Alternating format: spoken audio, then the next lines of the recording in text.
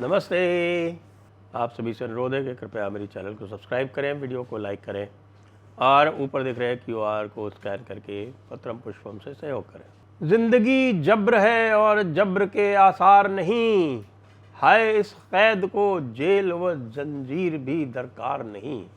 जी हाँ, नड्डा जी वाले मामले में नया चैप्टर ऐड हुआ है। नया चैप्टर ऐड हुआ है ये कि नड्डा जी संभवतः चारों तरफ से हो रहे वार से इतने घबराए कि उन्होंने कहा कि भाई अकेले मेरे बस की बात नहीं है, किसी और को साथ में लिया जाए। तो उन्होंने हेमंत बिश्व शर्मा जी से अनुरोध किया कि साहब कुछ आप हमारी सपोर्ट में कहें, नहीं तो ये जनता तो मेरे को कच्चा चबा जाएगी। वैसे भी मैं कुछ दिनों बाद अध्यक्ष पद से हटने वाला हूँ, फिर मेरा क्या होगा। लोगों ने तो उनको ये भी याद दिला दिया नड्डा जी को कि ऐसा है भाई कि तुम एक बार विधायक के रूप में हारे भी थे, याद रखना। जी हाँ, 2003 में जो चुनाव हुए थे उसमें नड्डा जी हार गए थे। तो उनको ये भी याद दिला दिया गया कि भाई आप हारे हुए विधायक भी रहे हुए हो और आप एक बार भी संसद में लोकसभा से नहीं आए हो।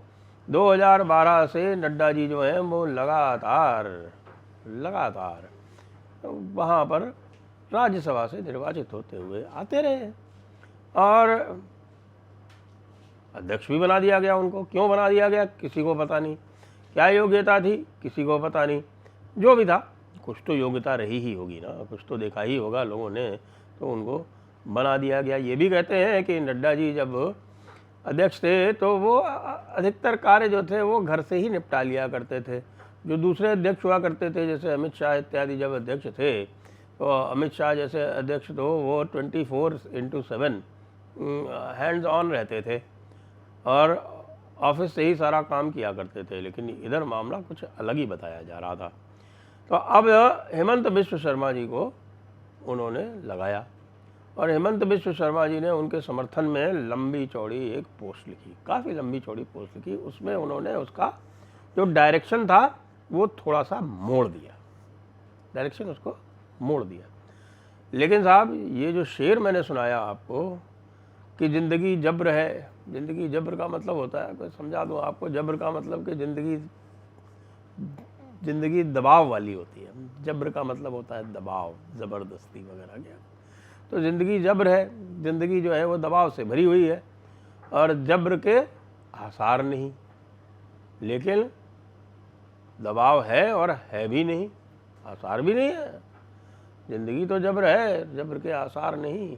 और हाय इस कैद को जेल व जंजीर भी दरकार नहीं। कि वो कह रहे हैं कि साहब कि हम तो पूरी तरह से मानसिक गुलामी में जी रहे हैं। अब किसके लिए कह रहे हैं, स्वयं के लिए कह रहे हैं या हेमंत बिश्व शर्मा के लिए कह रहे हैं कि हेमंत बिश्व शर्मा जी जो है वो सामने आ गए।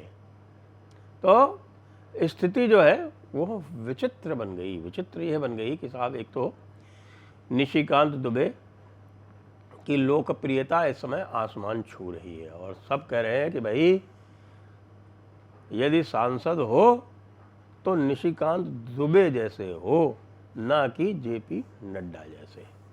ये पूरी जनता ने साफ साफ कह दिया है। तो जेपी नड्डा जी को ऐसा लगता है घबराहट हुई। हो सकता है जेपी नड्डा जी को ऊपर से थोड़ी बहुत डांट भी पड़ी हो कि ये क्या तुमने ये फालतू का बवाल जो है ये इतना सब करने की क्या ज़रूरत थी, क्यों तुमने जो है ये लिख दिया कि साहब हम भक्त हैं जुडिशरी के। अरे भाई जुडिशरी के इस मामले को जिसमें उसने सीधे सीधे प्रेसिडेंट की ऐसी तैसी करी है, उसको यदि हमें उल्टा करना होगा तो फिर ये तुम्हारी जो बात आएगी हमारे बीच में आएगी ना।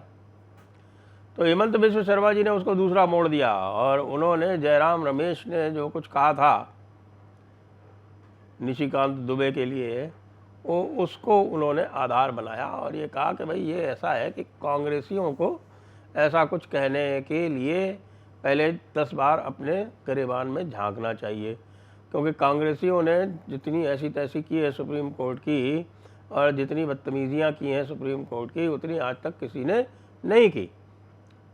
अब इस संदर्भ में ये मुझे तो नहीं समझ में आता, दर्शक बताएंगे कि ये जो मामला था ट्विस्ट लेना आवश्यक था क्या। मुझे लगा लेना आवश्यक इसलिए भी था क्योंकि नड्डा जी जो थे वो सेल्फ गोल कर ही चुके थे।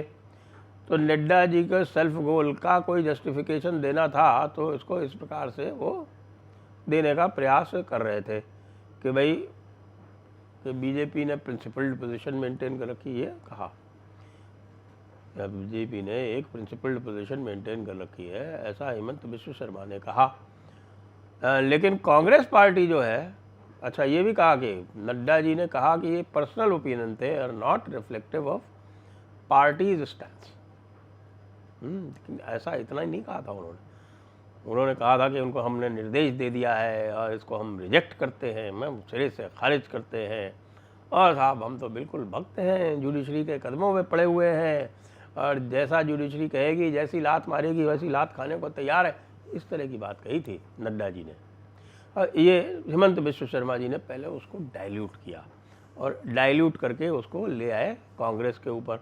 और वैसे कांग्रेस की तो बात बिल्कुल सही मानता हूँ मैं कि ये कांग्रेस जो है उसको तो बिल्कुल ही एक शब्द भी कहने का कोई अधिकार नहीं है। जितनी उन्होंने तमाशेबाजी की है जुडिशरी के बारे में, ख़ासतौर से जब निर्णय उनके पक्ष में नहीं जा रहे थे, आप कीजिए जब जस्टिस चंद्रचूड़ बने थे तो एक ज़बरदस्त जश्न का माहौल था। कभी देखिए ये तो हमारा आदमी बन गया, ये तो वोक है, ये तो हार्वर्ड वाला है, और अब तो हमारे जितने भी लेफ्टिस्ट मैटर्स हैं और जो भी लेफ्टिस्ट इश्यूज़ हैं सारे के सारे सॉल्व हो जाएंगे। ऐसे में जस्टिस चंद्रचूड़ जो थे वो न्यूट्रलिटी दिखा रहे थे, तो न्यूट्रलिटी दिखा रहे थे तो जस्टिस चंद्रचूड़ की भारी आलोचना की गई। फिर उसके बाद 370 वाला जो निर्णय था वो उन्होंने पक्ष में कर दिया सरकार के, तब तो फिर मानो आसमान ही टूट पड़ा। और जिसने किसी ने ख़ास तौर से ये आपका जो प्रदूषण है, ये प्रदूषण, हाँ कुछ लोग उसे प्रभूषण भी कहते हैं, लेकिन मैं उसको प्रदूषण कहता हूँ, यानी प्रशांत दूषण। तो ये प्रशांत दूषण जो है और वो तो हर एक के लिए कहता रहता है। आपको ध्यान हो कि कितना उसने जजेस के लिए क्या क्या बातें कही, उसके लिए उसके खिलाफ जो है वो क्रिमिनल कंटेम्प्ट भी चला, क्रिमिनल कंटेम्प्ट की भी उसने परवाह नहीं की, क्रिमिनल कंटेम्प्ट में उसका कन्विक्शन भी हुआ, कन्विक्शन करके 1 रुपये की सज़ा भी हुई। और कुछ लोग कह रहे हैं कि उसने 1 रुपया भी नहीं दिया, नहीं ये गलत है, 1 रुपया उसने दिया था, 1 रुपया उसने दिया था। लेकिन और क्या क्या काम किए इन्होंने। दीपक मिश्रा के खिलाफ इम्पीचमेंट का मोशन चलाया। क्यों? क्योंकि दीपक मिश्रा जो थे वो राम मंदिर वाला जजमेंट वो त्वरित गति से करना चाहते थे, फिर ये लोग जो थे उसको डिले करना चाहते थे। ये इस्माइल फारूकी वाला जो जजमेंट था जिसमें ये कहा गया था कि मस्जिद जो है वो इसेंशियल पार्ट ऑफ रिलीजन नहीं है, ये स्टैंडर्ड पोजीशन है लॉ की, और सुप्रीम कोर्ट ने भी इसको होल्ड किया है कि मस्जिद जो है वो इसेंशियल पार्ट ऑफ इस्लाम नहीं है।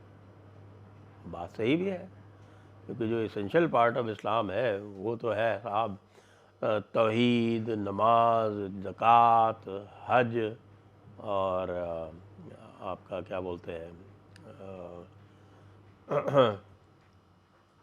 वो किसको, फास्टिंग को क्या बोलते हैं उसको, हाँ वो वाला। तो ये चीज़ें जो है वो पक्की है। रोज़ा, हाँ रोज़ा। तो ये चीज़ें जो है ये इसेंशियल पार्ट ऑफ इस्लाम है। इसको कह दिया ये इसेंशियल पार्ट ऑफ इस्लाम नहीं है। Essential part of Islam Quran और हदीस हो सकती है, लेकिन उसमें इस तरह का जिक्र कहीं नहीं है। तो उसको भी उन्होंने दीपक मिश्रा के अगेंस्ट लेके और उसको इम्पीच कर दिया, क्योंकि उसने इस्माइल फारूकी को रिविजिट करने से इनकार कर दिया। रंजन गोगोई को तो क्या क्या कहा आप सबको ध्यान ही है। अरुण मिश्रा की भी आपको ध्यान है कि अब्दुल नज़ीर साहब थे जो कि अयोध्या वाले जजमेंट में शामिल थे, वो जब गवर्नर बन गए तो फिर उनके खिलाफ पता नहीं क्या क्या बोला। तो इमरजेंसी की बात तो मैं और कह ही नहीं रहा हूँ कि इमरजेंसी में क्या कहा, किस तरह से जुडिशरी को एक तरह से अपने उनकी नाक में नकेल डाल के रखा। लेकिन ये सब करने के बाद भी भाई साहब ये तो आपको करना ही पड़ेगा ना कि जुडिशरी ने भी बहुत सारी जातियाँ कर ली हैं और उनको अब स्थिति ये आ गई है उनकी कि यदि अब रोका नहीं गया तो ये पूरा का पूरा सिस्टम जो है वो एक जुडिशियल डिक्टेटरशिप में ना बदल जाए, इसका तो ध्यान रखना पड़ेगा। कई सारे जजेस भी कह रहे हैं, लेकिन जो कॉलेजियम वाले जजेस होते हैं उनसे सब त्रस्त रहते हैं। कॉलेजियम वाले जजेस से सुप्रीम कोर्ट के बाकी जजेस भी त्रस्त रहते हैं, कॉलेजियम वाले जजेस से हाई कोर्ट के जजेस तो पूरी तरह से त्रस्त रहते हैं। मतलब उनसे तो यदि आप बात कर ले, मैं तो बहुत सारे हाई कोर्ट के जजेस जो हैं वो जानकार हैं हमसे, वो कहते हैं कि साहब ये कॉलेजियम से तो भगवान बचाए। अब वही वाला जो क्लब सिस्टम है उसी क्लब सिस्टम से पहुंच जाते हैं और उसके बाद फिर पूरी धींगा मुश्ती इसी तरह से करते हैं कि जिससे कोई भी और उसमें घुस ना पाए। तो इसलिए साहब हिमंत विश्व शर्मा जी, आपने कांग्रेस को इंगित किया, ये तो ठीक किया, लेकिन निशिकांत दुबे का खाली इतना ही रख देते हैं कि साहब कि हाँ ठीक है उनका पर्सनल ओपिनियन है, ये आपने कहा अवश्य, लेकिन वो जो बोला ना कि साहब कि हम बहुत रिस्पेक्ट करते हैं, साहब थोड़ा सा तो अब आपको देखना पड़ेगा कि इतना ज़्यादा रिस्पेक्ट भी ना कर लें कि जनता ही आपसे विमुख हो जाए। जय हिंद, जय भारत, वंदे मातरम।